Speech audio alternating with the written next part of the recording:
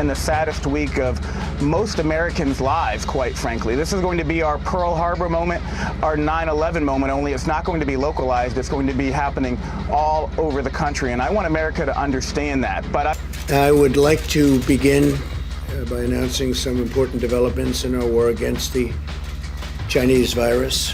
Why do you keep calling this the Chinese virus? Why do you keep using this? A lot Because of it people comes say from it's China. racist. It's not racist at all, no, not at all. It comes from China. That's why. It comes from China. I want to be accurate. Yeah, please, John, please. I have great love for all of the people from our country, but as you know, China tried to say at one point, maybe they stopped now, that it was caused by American soldiers. That can't happen. It's not going to happen, not as long as I'm president. It comes from China. War with China megatrend. China lied. China lied about everything.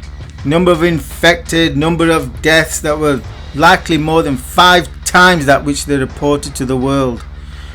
If you've been following my analysis for some time, then you'll be aware that one of the key megatrend drivers of our time is the war with China megatrend that I set forth in 2 pieces of in-depth analysis of what I expected to follow that were posted before Trump took office.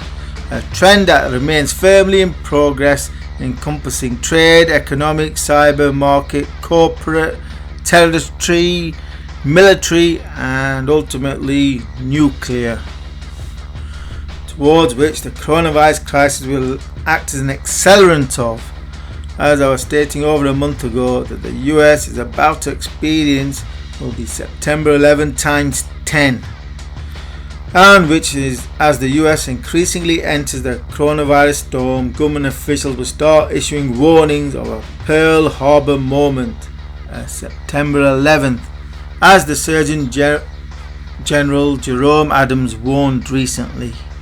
Well, if you've still not got to grips with the magnitude of what's transpiring, then understand it in these simple terms, that what is about to unfold in the US is going to be a lot worse than either at September 11 or Pearl Harbor, likely 10 times worse in terms of death toll.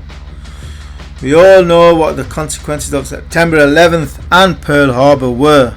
The US went to war. A case of you're either with us or against us. To imagine that this crisis that is 10 times larger is not going to resolve in US military interventions aimed at reining in the emerging Chinese totalitarian empire is not listening to history. So in military terms, what is the US most likely to do? One likely course of action would be to demand the Chinese to dismantle their artificial islands built in the South China Sea in attempts at expanding China's territorial waters far beyond its land borders. And if the Chinese don't comply, then that which I warned of several years ago could happen, namely a limited use of nuclear weapons to wipe the islands off the face of the world, as my video from 2017 warned was the trend trajectory that the US was on against China. So whilst the world's focus today is obviously on the coronavirus, however, when the dust settles, there will be a reckoning with China, as US politicians can already be heard talking in terms of an attack against the US by a foreign power. Is buying billions of dollars worth of our product, our farm product and other product, manufacturing product, and it's been a great deal. But then we noticed a virus, and it's not acceptable what happened. It came out of China, and it's not acceptable what happened.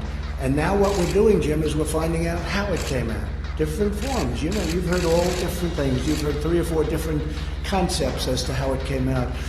We should have the answer to that in the not too distant future, and that will determine a lot how I feel about China. We're looking at exactly where it came from, who it came from, how it happened, separately and also scientifically. So we're going to be able to find it. And my question is, have you seen anything at this point that gives you a high degree of confidence that the Wuhan Institute of Virology was the origin of this virus? Yes, I have. Yes, I have. And I think that the world Health Organization should be ashamed of themselves because they're like the public relations agency for China.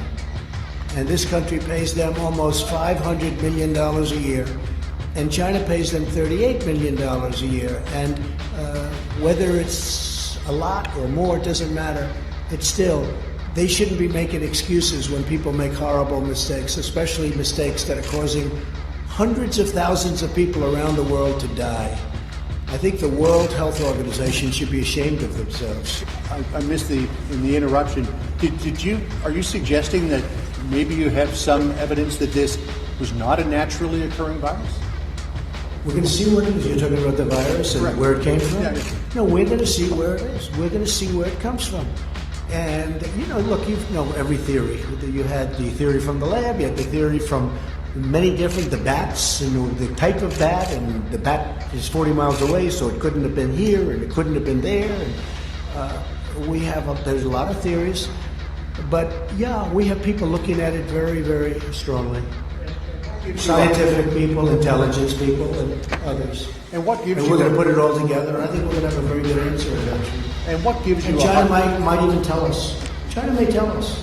And what gives you a high degree of confidence that this originated from the Wuhan Institute of Virology? I can't tell you that. I'm not allowed to tell you that. Thus, we are at the very early stages of what will become a gradual ramping up of a propaganda message aimed at etching an attack on the US by China into the psyche of ordinary Americans in preparations for putting the US on a war footing towards likely retaliatory action, where my long-standing analysis concluded one of the key military flashpoints are the artificial islands in the South China Sea as a means of containing the emerging Chinese totalitarian empire. So unless the Chinese empire sees that the US is gunning for blood and dismantles the islands, then it's highly probable that there will be a major US military intervention on the islands that more likely than not could involve the use of tactical nuclear weapons.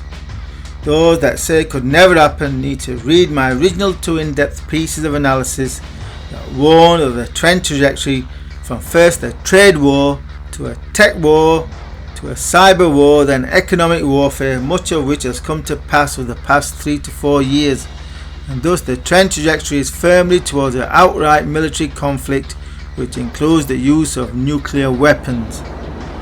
Whilst I'm sure many will be skeptical and argue that the US cannot possibly hold China to blame for the coronavirus, well, to remind all, Iraq had nothing to do with September 11th, neither did it have any weapons of mass destruction, but that did not stop the US from using September 11th as a cover to its and Israel's strategic interests by engaging in a costly $2 trillion 10-year war.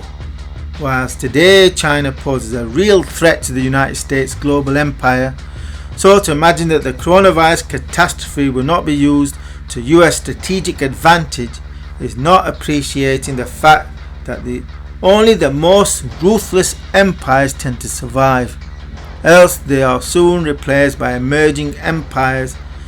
So the US will show ruthlessness, the likes of which we have not seen since World War II, by using nuclear weapons again.